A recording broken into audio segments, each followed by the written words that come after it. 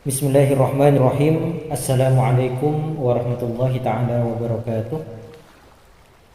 Alhamdulillahirabbil alamin wa bihi nasta'inu ala umurid dunya waddin. Wassalatu wassalamu ala asyrafil anbiya'i wal mursalin sayyidi wa habibi wa qurrati aini Muhammadin sallallahu alaihi wasallam wa ala alihi wa ashabihi wa dhurriyyatihi wa azwajihi wa ahli baitihi wa atba'ihi wa ummatihi ajma'in, amma ba'du. Alhamdulillah sahabat, kita masih bisa kembali untuk berbincang-bincang ilmiah seputar khazanah keilmuan Islam.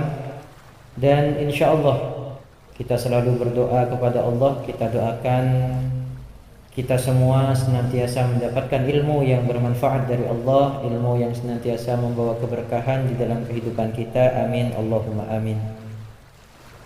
Ada sebuah pertanyaan besar yang sering muncul di pikiran kita, dan saya juga merasakan dulu ketika masih belum mengerti dengan apa yang terjadi.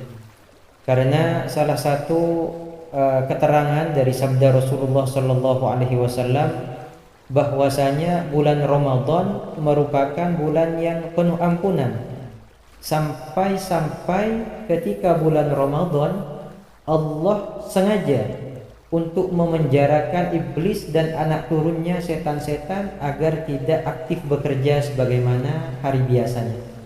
Setan ini memang dikekalkan umurnya oleh Allah sampai hari kiamat, yang mana visi misi utamanya adalah menggoda kita, anak manusia, anak Adam, agar terjerumus di dalam kesesatan, mengerjakan kemaksiatan, kemudian mengikuti mereka, yaitu ke dalam neraka, mendapatkan siksaan Allah Subhanahu wa taala. Na'udzubillah, tsumma na'udzubillah. Kita bertanya-tanya, ini Ramadan, setan-setannya sudah dipenjara semua, tapi mengapa banyak dari kita masih senantiasa istiqomah dengan kemaksiatan? Masih selalu mengerjakan apa-apa yang biasa dikerjakan sebelum Ramadan. Ini yang akan menjadi pembahasan kita pada kesempatan kali ini. Maka patut diketahui bahwa salah satu markas setan itu adalah di dalam tubuh manusia sendiri. Rasulullah sallallahu alaihi wasallam pernah menyampaikan, inna syaitana yajri majrad dam, bahwa setan itu mengalir mengikuti aliran darah di dalam tubuh kita. Kalau kita mempelajari ilmu pengetahuan alam tentang anatomi tubuh, mungkin kita akan mengerti bahwa yang namanya jantung memompa darah ke seluruh tubuh. Otomatis yang namanya setan itu juga menyebar ke seluruh tubuh. Dan suplai darah paling banyak itu adalah ke otak. Karena 5 second saja, 5 detik saja darah itu tidak masuk ke otak, kita bisa pingsan. Di dalam keterangan seperti itu.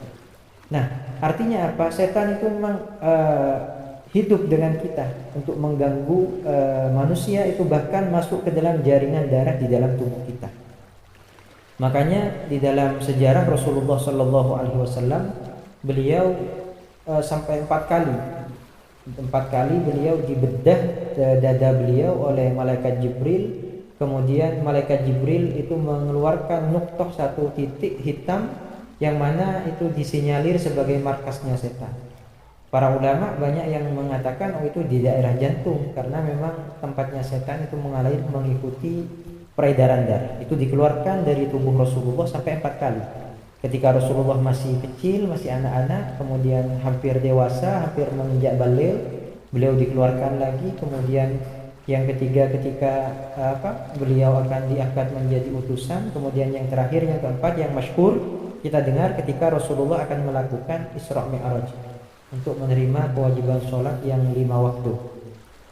Jadi memang setan ini selama kita hidup, maka setan akan selalu bergumul dengan kita, akan terus menerus melakukan godaan agar kita terjerumus di dalam kemaksiatan.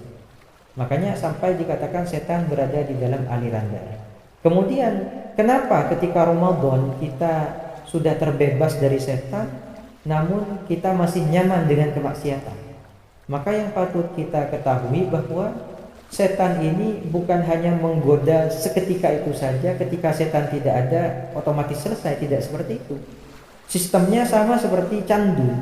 Ketika kita 11 bulan sebelum Ramadan, setan itu memang sudah menyiapkan bagaimana ketika dia libur tidak bisa menggoda manusia di bulan Ramadan, manusia yang setiap hari dia goda sudah candu dengan kemaksiatan-kemaksiatan. Tangannya itu sudah terbiasa dengan kemaksiatan-kemaksiatan. Sama seperti orang merokok, kalau sudah 11 bulan merokok, kemudian 1 bulan saja ditinggal, otomatis sudah candu. Atau kalau bahasa administrasi kita bisa katakan setan itu sudah membuat sistem. Sudah membuat sistem bagaimana sekiranya 11 bulan sebelum Ramadan itu otak kita sudah terbiasa memiliki pola pikir sebagaimana pola pikir setan. Kemudian mindset kita itu sudah seperti mindsetnya setan. Makanya ketika Ramadan tiba, banyak di antara manusia itu yang pola pikirnya sama seperti pola pikir setan, ingin menggoda teman-temannya agar sesat, keluar, tidak mengerjakan puasa dan lain sebagainya. Artinya ini harus kita hindari. Kalau kita ingin terbebas dari belenggu setan, ya tidak mungkin 1 hari 2 hari selesai. Prosesnya harus panjang. Sama seperti perusahaan, setan itu sudah punya saham di dalam tubuh kita. Ketika sudah punya saham, maka juga bisa mengontrol meskipun orangnya tidak ada. Artinya seperti itu. Maka ini yang harus kita perhatikan. Makanya ulama banyak mengajak agar tazkiyatun nafsi, membersihkan diri daripada setan-setan. Maka ketika kita masuk bulan Ramadan, otomatis kita juga sudah bersih, terhindar dari tipu daya setan. Ini yang termaktub di dalam doa yang biasa diajarkan oleh Rasulullah sallallahu alaihi wasallam, Allahumma barik lana fi Rajabah wa Sya'banah wa ballighna Ramadan. Ya Allah, berilah keberkahan kami, keberkahan itu tambahnya kebaikan di bulan Rajab, kemudian berkahilah di bulan Sya'ban sehingga kami sampai di bulan Ramadan itu dalam keadaan sudah bersih, sudah siap untuk menyambut bulan suci. Ketika bulan Rajab kita diperbanyak membacakan istighfar, astaghfirullahaladzim, astaghfirullahaladzim. Kemudian ketika masuk bulan Sya'ban kita diminta memperbanyak membaca sholawat kepada Rasulullah sallallahu alaihi Muhammad dan lain sebagainya. Artinya apa? Agar membersihkan diri dari dalam.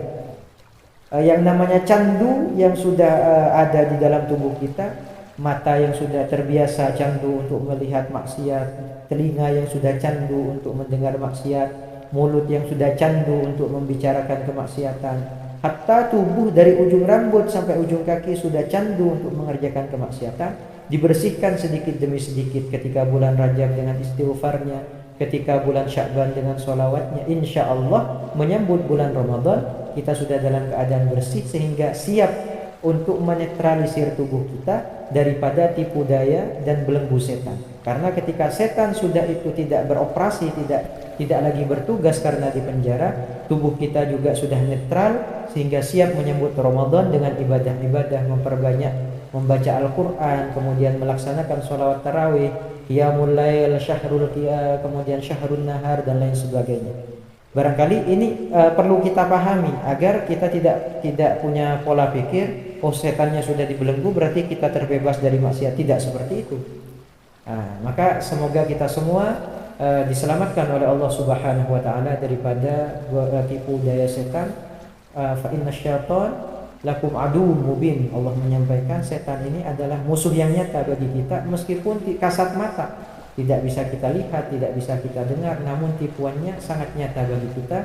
Na'udzubillahi minasyaitonirrajim. Semoga kita dilindungi oleh Allah Subhanahu wa taala daripada tipu daya setan yang terkutuk. Amin Allahumma amin. Wassalamualaikum warahmatullahi taala wabarakatuh.